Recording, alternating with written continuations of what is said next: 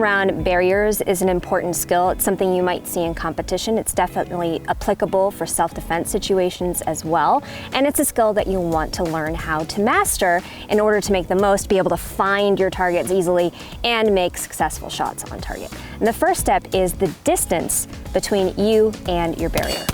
So when we have a wall, a barricade, a doorway, the tendency, because it's kind of like cover, we tend to crowd it. We want to get as close as possible. But when that happens, we can't extend onto our target at all.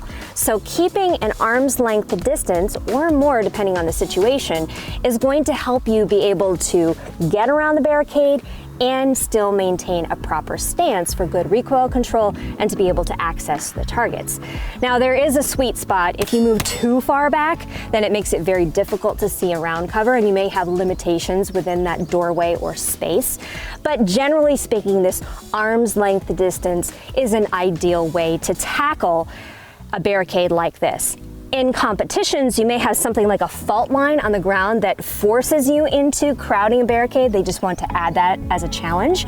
But in general, keep in mind that staying back is always better than crowding your barricade.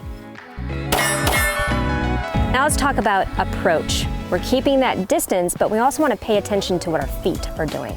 From the right side of the barricade, I'm going to anchor with my right foot. Lead with that right foot so that I can just bend and extend onto the target. Doesn't matter if I'm a right-handed or a left-handed shooter, from the right side of the barricade, it's with the right foot.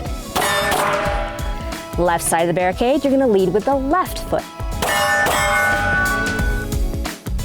So whether it's a couple of stacked barrels, a doorway, a wall, it doesn't matter. When you're tackling barricades, you wanna think about two things: distance from the barricade, that sweet spot of the arm's length, and your foot position.